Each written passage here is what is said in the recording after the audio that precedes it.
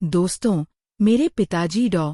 राजेश शर्मा 55 साल के हैं और शहर के एक मशहूर अस्पताल में हृदय रोग विशेषज्ञ हैं। डॉक्टर होने की वजह से वह बहुत सख्त और पैसों के मामले में थोड़े कंजूस हैं, लेकिन अपने परिवार से उनका प्यार बेपनाह है। मेरी माँ प्रिया एक बहुत ही खुशमिजाज और प्यार करने वाली महिला है। मेरी एक बड़ी बहन है, मेघा। वह 24 साल की है और बहुत समझदार है। वह अपने भाई बहनों की देखभाल किसी माँ की तरह करती है। उसकी शादी हो चुकी है और उसका पति अक्षय मेरे पिताजी के अस्पताल में प्रशासनिक अधिकारी है। हालांकि वह अपने ससुराल में रहती है, लेकिन उसका घर हमारे मोहल्ले में ही है, ठीक हमारे घर के सामने। मेरी एक छोटी बहन भी है, रिया। वह 18 साल की है और पढ़ाई के लिए दूसरे शहर में हॉस्टल में रहती है। वह बहुत चतुर और शरारती है। अब मैं अपने बारे में बताता हूँ। मेरा नाम आर्यन है और मैं 20 साल का हूँ। मेरे मम्मी पापा मुझे बेटा कहकर बुलाते हैं। मैं अपने पिताजी से थोड़ा सहमता हूँ, लेकिन माँ और बहनों की हर बात मानता हूँ। मैं बहुत शांत स्वभाव का हूँ और अकेले रहना पसंद करता हूँ।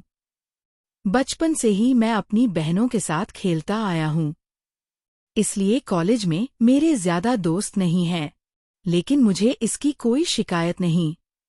अब उस घटना की बात करता हूँ जिसने मेरी जिंदगी को एक नया मोड़ दे दिया। दोस्तों, मैं कॉलेज में था और उन दिनों गर्मी अपने चरम पर थी। रोज धूप में कॉलेज जाने की वजह से मुझे त्वचा पर एलर्जी हो गई थी। मेरे हाथों और पीठ पर लाल चकत्ते उभर आए थे और खुजली इतनी तेज थी कि मैं परेशान हो गया था। मैं अपने पिताजी से खुलकर बात नहीं कर पाता था, इसलिए मैंने माँ को अपनी तकलीफ बताई। मैंने कहा, माँ, मुझे बहुत खुजली हो रही है, कुछ समझ नहीं आ रहा कि क्या करूं। माँ ने चिंता से पूछा, बेटा, कब से हो रही है यह परेशानी? मैंने जवाब दिया, पहले तो हल्की थी, लेकिन आज बहुत बढ़ गई है। माँ ने कहा, ठीक है, पहले मुझे दिखा तो सही कि क्या हुआ है। मैं कुछ कहने ही वाला था कि माँ ने मेरा हाथ पकड़ लिया और ध्यान से देखने लगी। मेरे हाथ पर लाल निशान साफ दिख रहे थे। माँ ने धीरे से मेरा हाथ ऊपर उठाया और करीब से देखने लगी। तभी मेरे साथ कुछ ऐसा हुआ जो मैंने पहले कभी महसूस नहीं किया था, वह भी अपनी माँ के साथ। मुझे लगा जैसे मैं किसी दूसरी दुनिया में पहुंच गया हूँ। माँ की नजरें भी मुझ पर ठहर गई थी। उनकी सांसें तेज हो गई थी और वह मेरे और करीब आती जा रही थी। एक पल ऐसा आया जब वह इतनी पास थी कि उनकी सांसें मेरे चेहरे पर महसूस हो रही थी। फिर अचानक माँ ने कुछ ऐसा किया जो मेरे लिए अनजाना था। उन्होंने अपने होंठ मेरे हाथ पर रख दिए और कुछ सेकंड तक वैसे ही रुकी रही। फिर बिना एक शब्द कहे वह चुपचाप उठी और कमरे से बाहर चली गई। मैं स्तब्ध रह गया। मेरे दिमाग में सवालों का तूफान उठने लगा कि यह क्या था और क्यों हुआ। शाम को मैं उसी घटना के बारे में सोचता रहा और अपने कमरे में बैठा रहा। रात को जब पिताजी घर लौटे तो उन्होंने आवाज दी, बेटा कहाँ है? खाना तैयार है, मैं तुम्हारा इंतजार कर रहा हूँ। मुझे समझ नहीं आ रहा था कि माँ के सामने कैसे जाऊं, इसीलिए मैं चुपचाप बैठा रहा। पिताजी ने फिर कहा, आर्यन, जल्दी आओ। मैंने जवाब दिया, हाँ पापा, बस आ रहा हूँ। जब मैं खाने की मेज पर पहुंचा तो माँ और पिताजी पहले से वहां बैठे थे। माँ सामान्य तरीके से बात कर रही थी, जैसे कुछ हुआ ही ना हो। उन्होंने कहा, बेटा, इतनी देर क्यों लगा दी? तुम्हारे पापा को सबके साथ खाना पसंद है, ये तो तुम जानते हो। मैंने कहा, माँ, कुछ खास नहीं, बस अपने काम में व्यस्त था। पिताजी बोले, चलो अब ज्यादा मत सोचो, खाना खाओ और बताओ कॉलेज में पढ़ाई कैसे चल रही है। मैंने जवाब दिया, सब ठीक है पापा। फिर हम सब ने साथ में खाना खाया।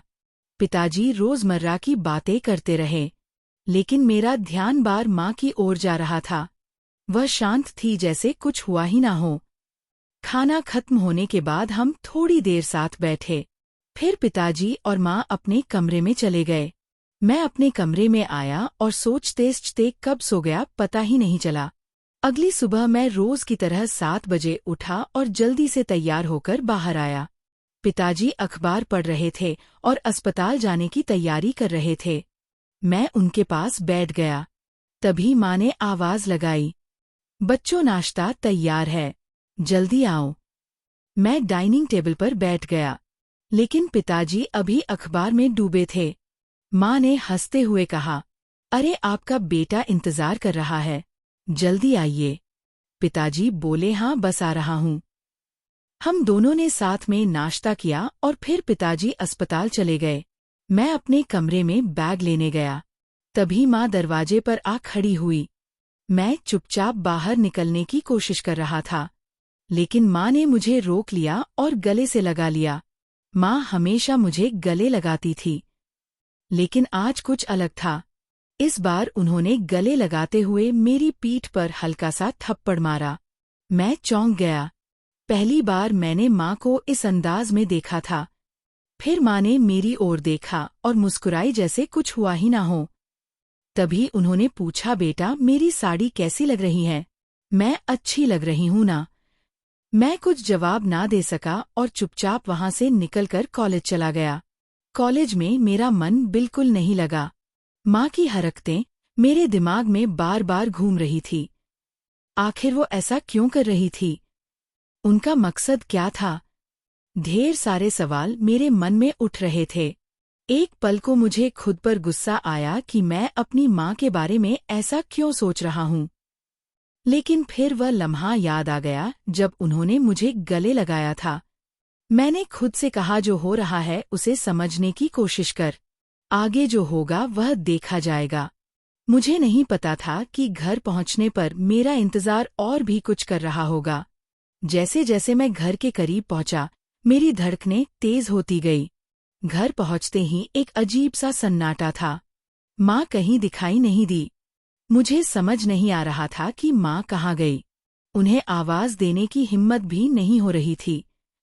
मैंने पूरा घर खोजा, लेकिन माँ कहीं नहीं मिली। आखिरकार मैं छत पर गया।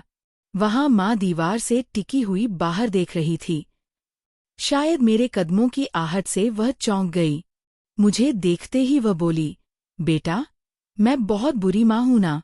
मुझे खुद समझ नहीं आ रहा कि कल और आज सुबह मेरे साथ क्या हो गया। मुझे माँ कहलाने में भी शर्मिंदगी महसूस हो रही है। उनकी आवाज में उदासी थी। मैं घबरा गया और उनके पास जाकर बोला, माँ आप ऐसा क्यों कह रही हैं? मैंने उन्हें गले से लगा लिया। उस पल मुझे लगा जैसे मैं कोई सपना देख रहा हूँ। जैसे ही मैं पीछे हटने लगा, माँ ने मेरा हाथ पकड़ लिया। मैं वहीं रुक गया। फिर माँ हल्के से मुस्कुराई। तभी नीचे दरवाजे की आवाज आई और पिताजी ने पुकारा, प्रिया कहाँ हो? माँ तुरंत नीचे चली गई। नीचे पिताजी के अस्पताल का एक दोस्त आया था। दोनों बैठकर बातें करने लगे। माँ किचन में चली गई और मैं अपने कमरे में पढ़ाई करने बैठ गया। रात 10 बजे हम सब खाने के लिए बैठे। पिताजी का दोस्त जा चुका था और पिताजी थके हुए लग रहे थे। खाना खाकर वह सो गए। करीब 10 मिनट बाद माँ मेरे कमरे में आई और बोली, 5 मिनट बाद मेरे कमरे में आना। यह कहकर वह पिताजी के पास अपने कमरे में चली गई। मुझे समझ नहीं आया कि माँ ने मुझे 5 मिनट बाद क्यों बुलाया।